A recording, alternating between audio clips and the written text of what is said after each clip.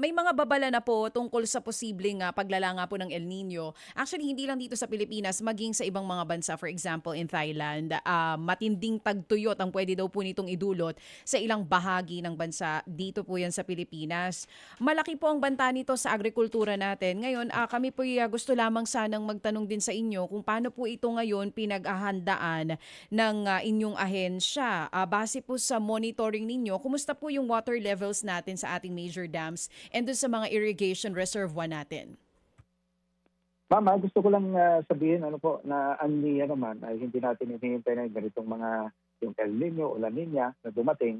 Proactive po tayo rito. So, ibig sabihin ang mga projects na po kaagad ng ating ahensya, yung tinatawag natin na tumutugon doon or naghahanda sa ating irrigation facilities para doon sa climate change resiliency.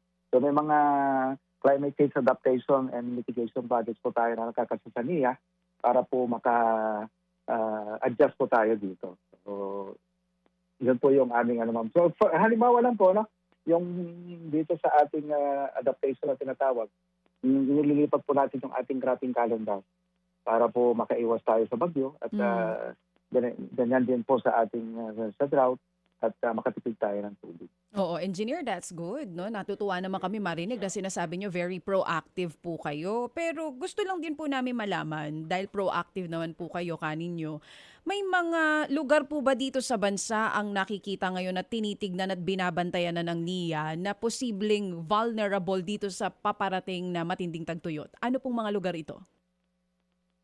Yes, po. In fact, nung month nag-listing po tayo. No? At, yung pinaghahandaan ng NIA ay yun din ang sinasabi ng pag-asa ng mga vulnerable. Yung El Nino kasi noong 2023-2024, may license check tayo dyan.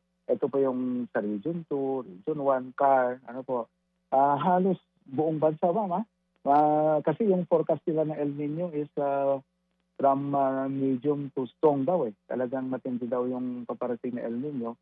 So ang NIA po ay again, ang mga naikasa na natin mga program dito, binago na natin yung cropping calendar. Classic example man dito sa Pantabangan. Dati kasi November, December po ang cropping natin dyan. Ginawa natin October. Dahil ang malaking gastos po sa pagpapatubig ay yung land soaking na tinatawag. Isipin niyo, sa area na yan, 5 probinsya yung papatubigan mo. Pero kung inilipat mo siya ng October, tag-ulan pa, so imbes ho na nagre-release kami noong October ng tubig, nag-iipon pa yung dam natin. And then ani po kami ng February, and then nag-quick turn around po kami ng March. Ibig sabihin po, actually, yung dam natin na yan, naka-boundary na po kami kung tutuusin, nakadalawang cropping na po kami, and yet malaki pa rin po yung lamang tubig ng ating dam. Mga kapatid, patuloy po kayong tumutok sa 105.9 True FM para sa totoong balita, impormasyon, music and entertainment. Mag-subscribe sa aming YouTube channel at podcast at sundan nyo kami sa Facebook, Instagram, X at TikTok sa True Network PH. Bisitahin din po ang aming official website, truefm.ph. At panoorin din kami sa True TV Signal, Channel 19. Kami po ang 105.9 True FM.